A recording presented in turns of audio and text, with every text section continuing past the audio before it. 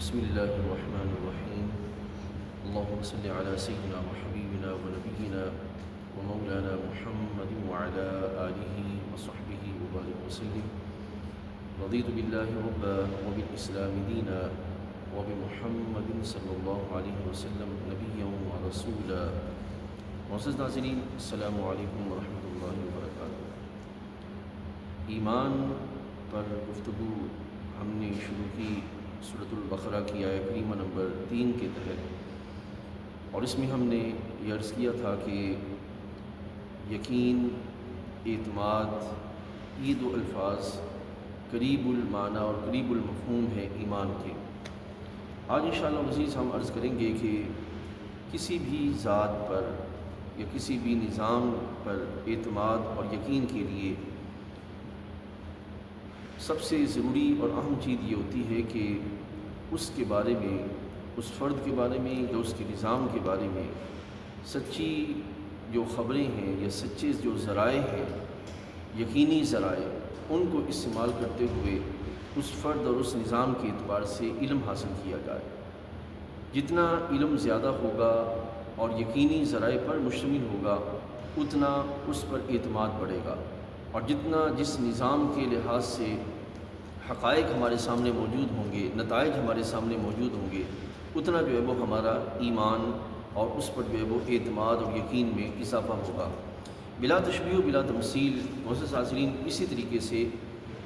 رب ذوالجلال جل وعلا ہمارا معبود برحق ہے، ہمارے آقا صلی اللہ علیہ وسلم ہمارے نبی اور رسول ہیں، اور جو ہمیں دین دیا گیا، نظام عطا کیا گیا، وہ اسلام ہے.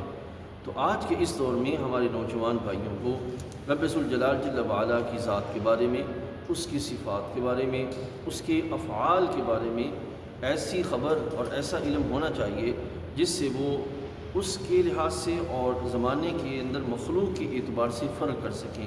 کہ مخلوق کی حیثیت کیا ہے، خالق کی شان کیا ہے. نبی مکرم صلی اللہ علیہ وسلم کی شان نبوت و رسالت کو سمجھ سکیں کہ نبی علیہ السلام کی نبوی حیثیت کیا ہے، اور ایک امتی کا اپنے نبی علیہ السلام کے ساتھ جو وہ تعلق کیا ہے. اور اسی طریقے سے رسول اللہ صلی اللہ علیہ وسلم نے ہمیں جو نظام عطا فرمایا،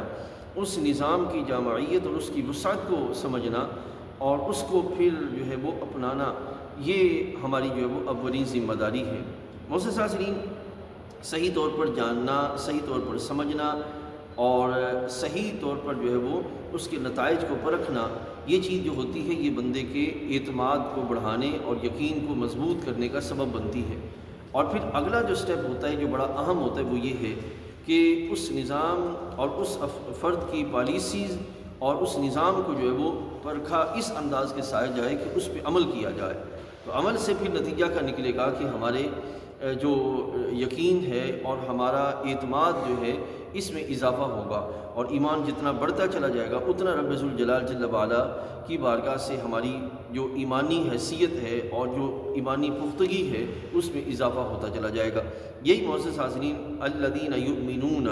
کہ وہ جو ایمان رکھتے ہیں. اگلا جو پہلو ہے وہ انشاءاللہ پھر بیان کریں گے، لیکن ایمان کو اعتماد اور یقین کامل کے پہلو میں نے آپ کے سامنے رکھا کہ اس کو اس انداز کے ساتھ دیکھا جائے تو پھر نتیجہ کیا نکلے گا کہ ہم جو ہے وہ آج کے اس دور کے اندر